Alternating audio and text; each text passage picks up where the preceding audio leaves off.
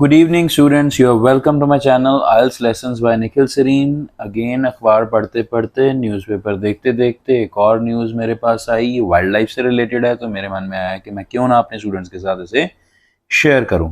तो चलो स्टूडेंट्स फटाफट इसे स्टार्ट करते हैं। बट स्टार्ट करने से पहले सिर्फ एक ही बात, एक ही रिक्वेस्ट, काइंडली अगर आपने अभी तक मेरा चैनल सब्सक्राइब नहीं किया है आइल्स लेसन्स बाय निखिल सरीन को सब्सक्राइब कर लीजिए, इसके बेल आइकॉन को क्लिक कर लीजिए और इसे आगे भी शेयर कर दीजिए अगर आपको ये वीडियो वर्थ इट लगता है तो। चलो फटाफट शुरू करते हैं। तो सबसे पहली बात तो यहाँ पे ऊपर कैप्शन में लिखी गई है बिग कैट साइटिंग। जरा इसको अंडरस्टैंड कीजिए, क्या हम किसके बारे में बात कर रहे हैं। बेसिकली स्टूडेंट्स, अब यहाँ पर बात ये आ जाती है कि जो आपके टाइगर्स होते हैं उनको कहीं ना कहीं ऑफिशियली अनऑफिशियली बिग कैट कहकर एड्रेस किया जाता है। तो ये वर्ड आ गया बिग कैट, और साथ में साइटिंग वर्ड आया है। साइटिंग वर्ड का मीनिंग है किसी चीज का एकदम से नजर आना या उस चीज का खोज होना या एक तरीके की नजर पड़ना उसके ऊपर, उसको साइटिंग बोलते हैं। अब यहाँ पर लिखा गया है कि after 110 years tiger caught on cam means camera at Kalesar national park in Yamunanagar. तो यमुनानगर जो है एरिया, वहां पर, ये अम्बाला डिस्ट्रिक्ट की न्यूज़ है, यहाँ पर आ जाता है वाइल्ड लाइफ ऑफिशियल्स। जो ऑफिशियल्स वाइल्ड लाइफ का ध्यान रखते हैं गवर्नमेंट की तरफ से या अथॉरिटीज़ की तरफ से, ऑथराइज्ड लोग हैं, वो ऑफिशियल्स जो हैं वो वाइल्ड लाइफ ऑफिशियल्स कहे जाते हैं। और एनिमल लवर्स एक वर्ड और कहा गया है कि यानी कि जानवरों को प्यार करने वाले जो लोग हैं आर इलेटेड। ये कितना अच्छा वर्ड है, देखिए ELATED, इलेटेड।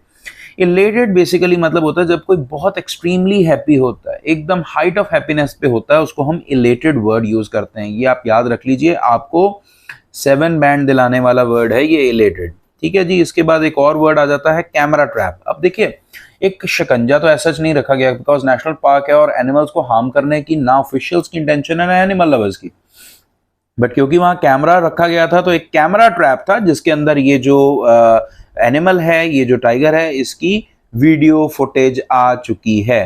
तो ये कैमरा ट्रैप जो है, एक ट्रैप है कैमरा का।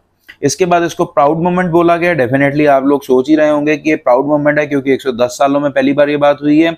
इसके बाद आगे देखते देखते मुझे जो एक अच्छा वर्ड लगा वो ये है आर नेचुरल हेरिटेज। हेरिटेज होती है धरोहर, जिसे हम समेट के रखते हैं। जैसे पंजाब की एक हेरिटेज है, इसी तरह से नेचुरल हेरिटेज का मतलब है कि जो नेचर की तरफ से कुदरती तौर पर जो हेरिटेज है उसको वाइल्ड लाइफ जो है उसको मेंटेन करके रखा गया है। आगे बात करते हैं चलते हुए, तो एक वर्ड आता है कैप्चर्ड। अब यहां पर लिखा गया both the images were captured by the camera trap at the park. जो इमेजेस थी उनको कैप्चर किया गया, यानी कि क्लिक कर लिया गया, उनको देख लिया गया कैमरा ट्रैप की मदद से। इसके बाद बात आती है एसर्टेन। अब ये किया क्यों गया, बेसिकली एसर्टेन, ASCERTAIN, एसर्टेन होता है इस चीज को एश्योर कर लेना, इस चीज को पक्का कर लेना। किस चीज को पक्का करना चाहते थे वो, उसकी एज को, सेक्स को। सेक्स का मतलब यहां पर जेंडर है, जेंडर मेल है या फीमेल है, and other details of the animal. और इसके अलावा जो बाकी डिटेल्स हैं, उसकी बॉडी फिट है या जो भी और डिटेल्स हैं, उसके बारे में बात चल रही है। आगे चलते चलते मुझे कॉमन वर्ड्स नजर आए, फिर मुझे एक वर्ड नजर आया था तो कॉमन पर मैंने कहा डिस्कस कर लेते हैं, डेंस फॉरेस्ट। देखिए स्टूडेंट्स, फॉरेस्ट तो आपको पता ही होगा, बट देन यहाँ पर क्या कंसर्न है कि डेंस फॉरेस्ट मतलब घना जंगल। और इसके बाद एक वर्ड आता है कॉरिडोर। तो कॉरिडोर एक रास्ता होता है और जंगलों में भी रास्ते होते हैं, तो उस कॉरिडोर को यूज करके ये आसपास घूम रहा था। इसके बाद फ्रेंड्स मैं आपको ये बताना चाहता हूं कि पग मतलब जो इसके पंजे हैं, और जो इसके पंजों के निशान हैं उनको हम बोलेंगे PUGMARKS, पग मार्क्स। और फिर यहां पर आगे चलते चलते आता है शिवालिक फुट हिल्स। देखिए हिल्स तो पता ही है आपको, हिल्स हैं, उसके बाद हिल्स छोटी हैं, फिर माउंटेन्स बड़ी हैं। तो फुट हिल्स मतलब जो शुरुआती पैरों में, जैसे हिल्स बोल सकते हैं कि जहां से शुरुआत होती है हिल्स की, ये वहां के 11,570 एकड़ की बात कर रहा है। सो यहां पर एक और वर्ड आ रहा है सेवरल स्पीशीज। स्पीशीज मतलब प्रजातियां, एनिमल्स की अलग अलग प्रजातियां हैं, बर्ड्स की अलग अलग प्रजातियां, उनका जिक्र हो रहा है। तो आपने ये मेरे से आज सीखा कि एक न्यूज को अगर हम जब कवर अप करते हैं तो किस तरीके से उसके अंदर से हम वोकैबुलरी सीख सकते हैं।